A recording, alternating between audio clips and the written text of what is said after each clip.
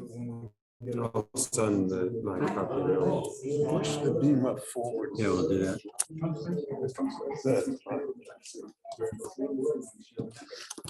I'll send my copy after. Okay, ready to go.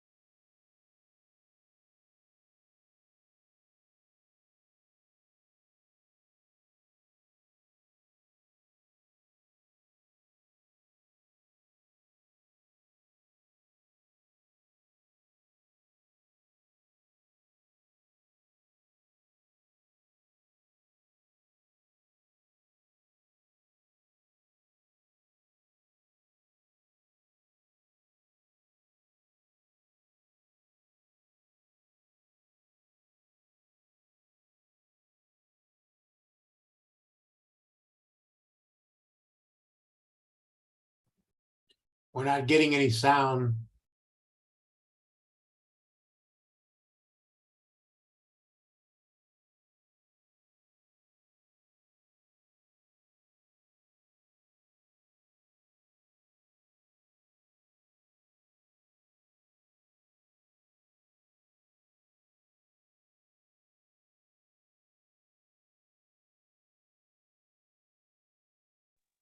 Yeah, it was on mute the whole time. Good. Keep it on. Put it on. All right, we'll start again for the Zoomers. There's an entire section of the Parsha that deals with the kingdom of Esav, of Seir, of Edom, for the centuries from the time of Yaakov and Esav until the time of the monarchy being established in the land of Israel by the Jewish people. And the question obviously is, what does the Torah intend to teach us here? Does it include all of this? So to speak, who cares? And how do we relate it to anything that appears in the Torah? Now, we have many times questions about verses, words, or even subjects that are included in the Torah that perplex us. What are they doing there? For instance, the story of the 5 kings and the 4 kings at the time of Avraham Avinu.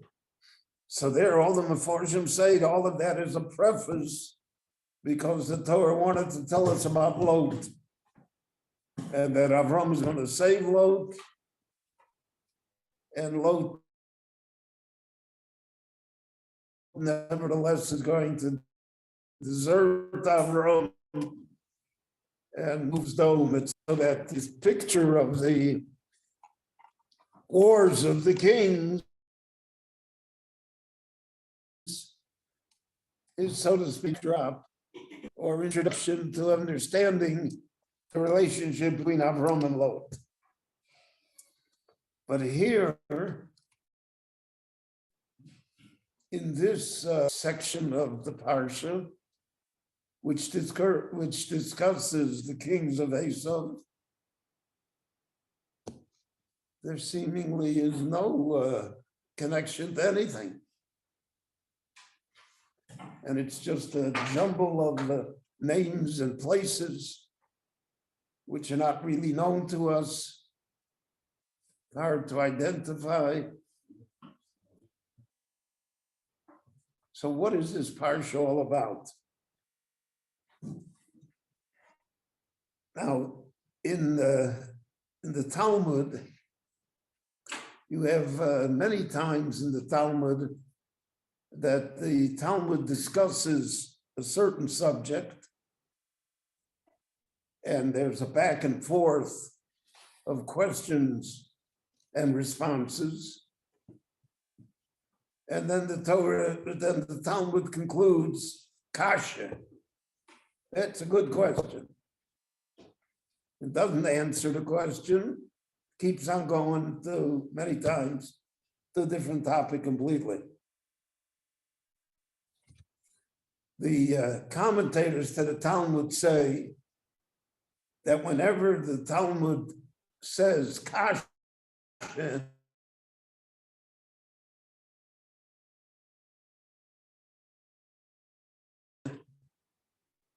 it's a good question. It means there's an answer. I want to discuss what the response was.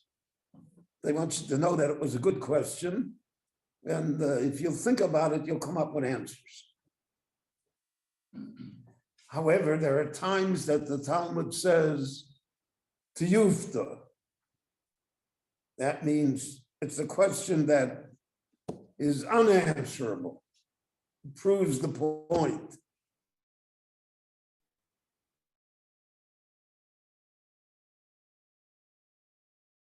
It breaks the other opinion completely. So then we're already discussing that that's what the halacha must be. Here, this is in the realm of kasha. It's a question. What's it doing here? What is the Torah teaching us?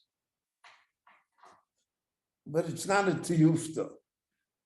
It doesn't in any way negate anything in the Torah. So there are a number of different approaches to this problem. I don't think you'll find any of them really satisfactory, because the question is, many times in life, the question is stronger than any answer that can be given. After all the answers, the question still remains. But they will give us certain insights into how the Torah portrays things, why it does so, and what we can learn from it. And that itself is a valuable lesson. And then we have the famous statement of the Rashba of Rabbi Shlomo ben Aderet, who in one of his rabbinic responses wrote, Tachlit hayediyah hi shelo neda. The ultimate purpose of knowing is that we don't know. And at the end, we are always left with unopened doors, ideas that have yet to be clarified, concepts that have yet to be concretized. It's unfinished. And that's the pursuit of knowledge. And that's why the study of the Torah is limitless. So let's think about a few ways in which we can deal with this parsha regarding the kings of Edom and Seir, the descendants of Esau. The first approach, which is the approach a pshat,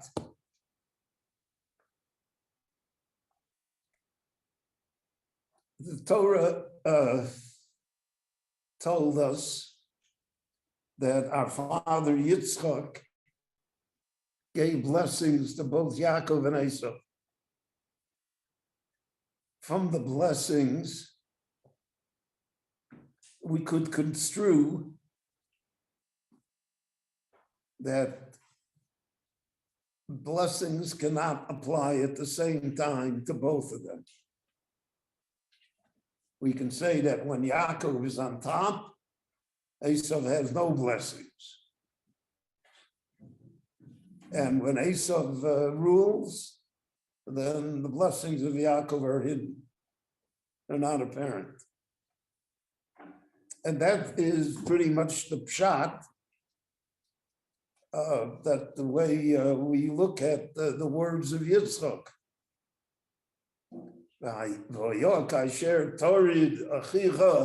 Your brother will go down, so then you'll go up. It's like a balance scale. If it's heavier on one side, the other one goes up. But it is not, they don't happen at the same time that both can be blessed. So the Torah wanted to emphasize that this is the adjustment between the two. And how did the Torah emphasize that? So they showed us that for a number of centuries, Esau is on top. The Jewish people are enslaved in Egypt. The Jewish people come to the land of Israel, and they're fractured into 12 different tribes. They're constantly making war with the Philistines and with the Canaanites. They haven't got their act together. So they're down. So during this entire process, until the Jewish people put it together with the beginning of the reign of King Saul, and then of King David, and the building of the Beis Hamikdash with King Solomon, and the establishment of the Judean and Davidic monarchy. So then the Jewish people rise. So when they rise, now we're not going to hear from Esau for a long time. Esau will make a comeback with Edom, with Rome. But for centuries, Esau is out of the picture, because Yaakov is in the picture. So that therefore the Torah is teaching us here that these words of Yitzchak are to be taken literally. That when one side is strong, the other side perforce must be weakened. They do not coexist equally. Now, this is a viewpoint that I don't think is popular amongst us. We would like, why just because, this country is big and successful, so the other country has to be unsuccessful?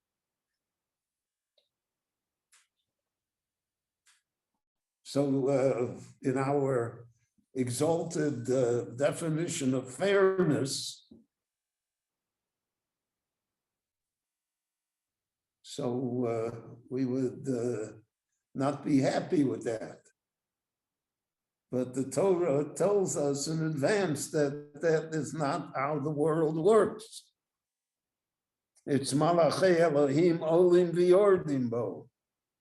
The angels that represent the nations of the world go up the ladder and go down the ladder. They don't stay in one place. There's constant flux.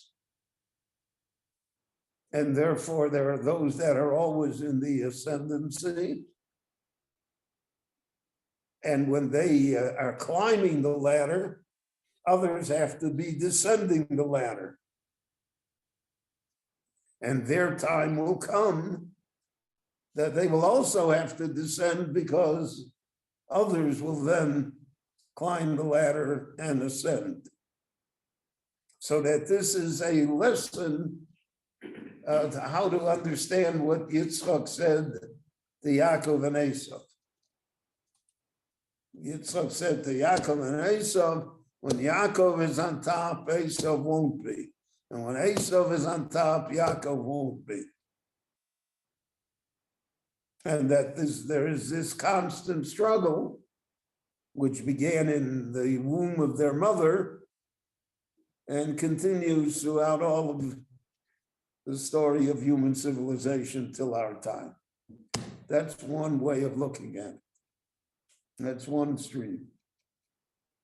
Second stream, which is very interesting, especially the commentators from Provence and Austria. So we're talking about the early Middle Ages, the high Middle Ages, when philosophy was not only accepted, but it was the paramount study. And when all religious faiths had to be adjusted to fit into philosophic definitions and terms, but a Rambam did it for us in the Moreh Nevuchim and in the parts of the Mishnah Torah. The Rambam is an Aristotelian,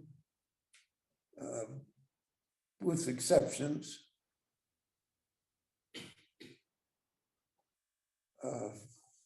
That was part of the controversy regarding him, is that, so to speak, he made the Torah fit Aristotle and philosophy. Who says it has to fit anything? Why does it have to reconcile itself to Aristotelian principles? But it's the zeitgeist, it's the idea of the time, it's the culture.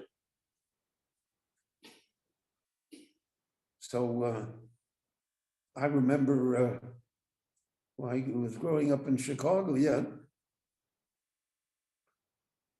so there was a section of the religious Zionist movement then that was socialist. They created the kibbutz adati, the religious kibbutzim, of which there are almost none left today. And they had books and treatises from great people to show how the Torah is really socialist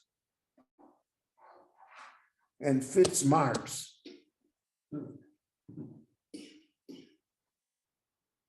So you look back at that, and we're talking 75, 80 years ago. And you say, how could they have been so naive? But they are reflecting the culture of their time.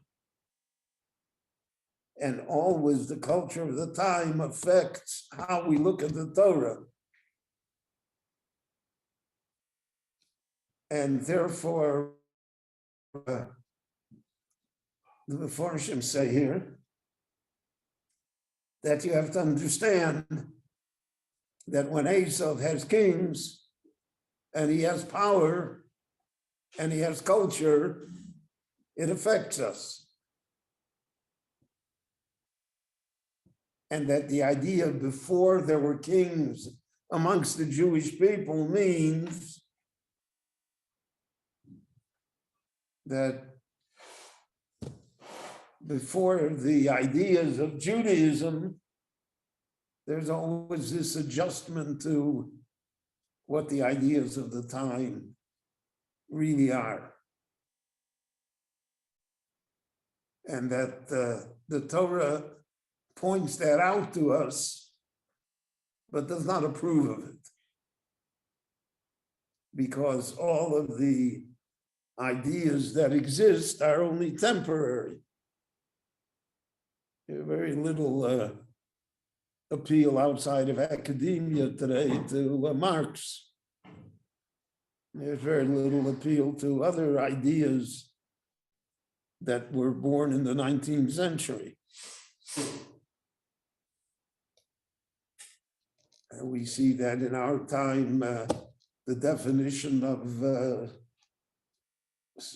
democracy, for instance, no one knows what the definition is.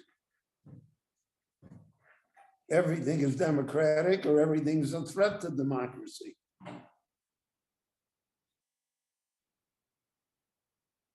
But that becomes the magnet that attracts everything else. So that therefore this record of centuries of the rulership of Esav comes to teach us how the outside affects us and how the changing understanding of civilization has an influence upon us. And all of this, so eventually there'll be a king in Israel, eventually there'll be Shaul and David and Shlomo, so they'll straighten it out. But until then, we are always part of the culture, part of the definition of the times. And our time is a very, very clear example of this idea, because basic concepts that we thought were clear 50 years ago, today are almost non-existent. Disappeared. And are replaced by different, many times opposite ideas and opposite cultures, which become the standards by which society wants to exist. So that's a second stream. The third stream is prophetic, almost Kabbalistic.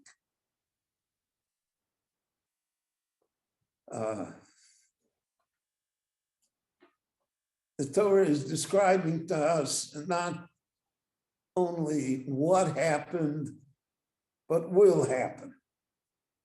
This is what is going to happen to the kingdom of Esav.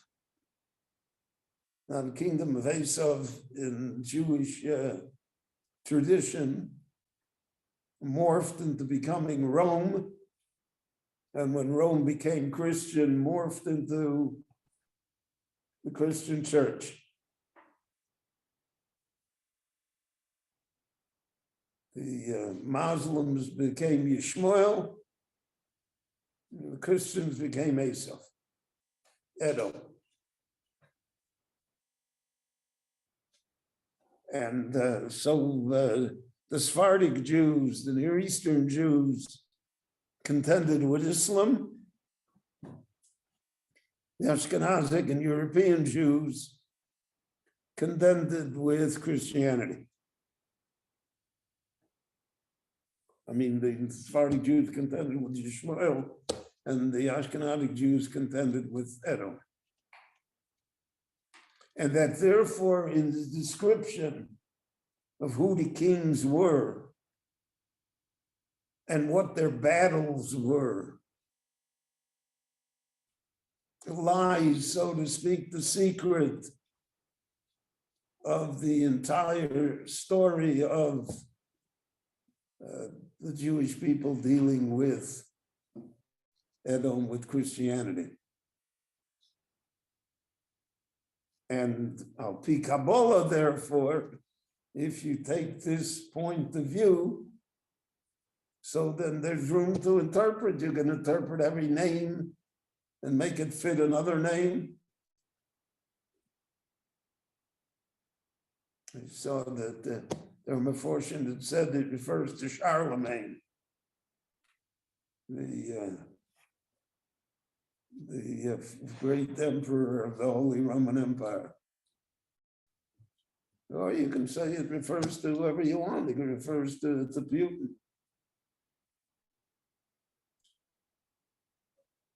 And the description of wars and of kingdoms that fail and kingdoms that rise. All of that is, so to speak, a matrix for what is going to be. The problem with all the prophecy is that we don't appreciate prophecy unless only when it happens. And when we look back, we can say, oh yeah, that's what the prophet meant. But to see it in advance, or even to see it while it is happening, and most people are not able to do so. And it's part of the issue regarding how we view the state of Israel. If it's a fulfillment of prophecy, as it apparently is, and of many prophetic verses, then it's one thing. But if it's just the natural progression of history, it's a blip on the radar screen, so then it's something else completely. So therefore, the Ramban and others who are into a more Kabbalistic view and interpretation of the Torah assign this section as prophecy as to what it's going to be, what it's going to be with the Jewish people, what it'll be with the world generally, what it will be especially with Rome and Christianity. There are many that say today we are already in the post-Christian era. Christianity has lost its hold on the Western world.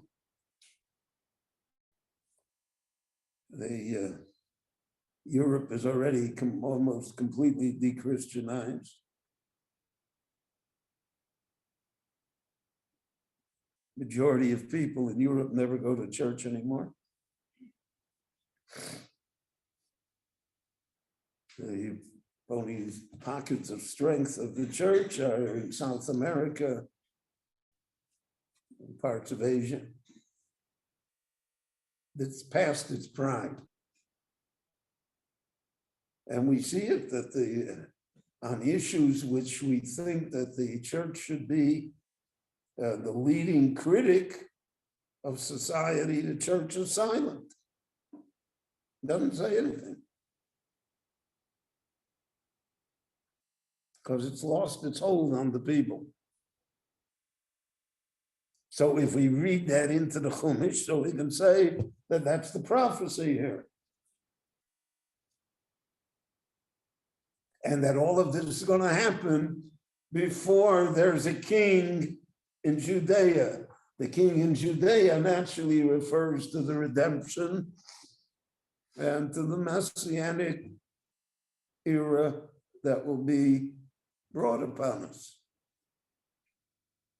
So you have to have the collapse of all of these kings of Edom, all of the powers of the Christian world, so to speak. And then out of it will arise the Jewish kingdom that was promised. So we have here three different viewpoints as to what this Parsha is doing here. Either it's to show us how the blessings of Yitzchak are to be fulfilled and that they cannot be simultaneous, or it's to show us the influence of the zeitgeist of the culture that exists throughout history and how Judaism has to battle those cultural ideas, or it is a prophetic vision couched in the terms of describing who the kings were, but in it is the description of what will be as well. So as I said before, the question still remains after all the answers, but at least there's an insight here as to what is going on, why the Torah gave us this Parsha, and why it's included here at the end of the Parsha of Vayishlach. So I thank you all for listening, and Shabbat Shalom. We'll see you next week in Mirza Hashem. Stay well. What's the title?